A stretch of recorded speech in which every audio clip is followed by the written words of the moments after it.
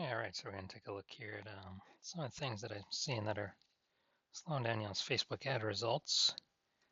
So first thing we always look at is the primary text. So let's check this out here. So here we go. After diligent work, customer is happy with the results.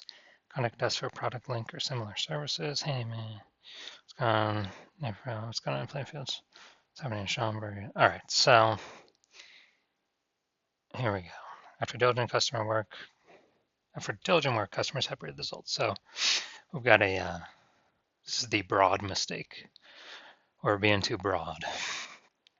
We know what we're talking about. And yeah, obviously we got the pictures here. But when we're missing the text, it like decreases the effectiveness of the ad by like 80, 90%.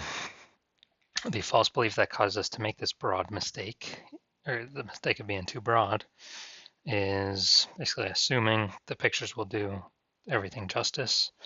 And that is leaving it to the pictures to explain everything is the number one way to bring in buyers. And this is 100% false. The text is actually the biggest thing.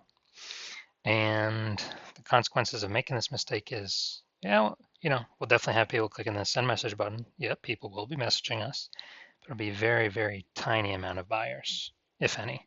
And they'll probably come in the first 24 to 48 hours of the ad launching and then peter off to probably nothing after that. But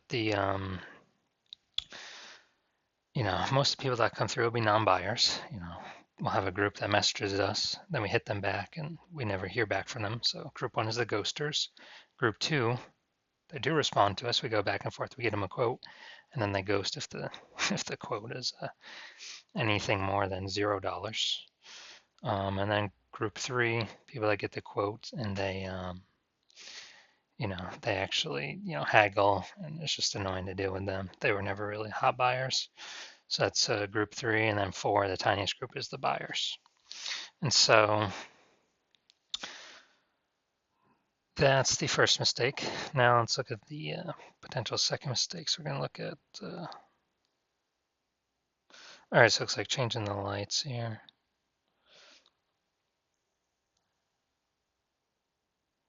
Okay, got it. Okay, so yeah, good story here. The pictures before, a during and an after. Okay. Yeah, so here with the creatives, these images called creatives.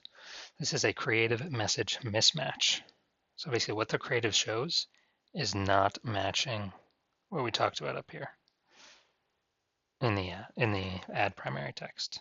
So the result of this, well, the false belief that caused us to make this mistake is we don't even know we need to have creative message congruency until, someone's kind of has to tell us they're making a mistake first.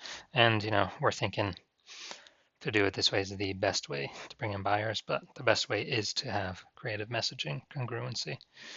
And so basically the same consequences as the first mistake. We're going to be spinning our wheels, spending money, kind of down the black hole, not knowing how to fix their ad because we're not following a process, a step-by-step process for ads that would tell us where to go and what to change next to get our metrics up throughout the funnel.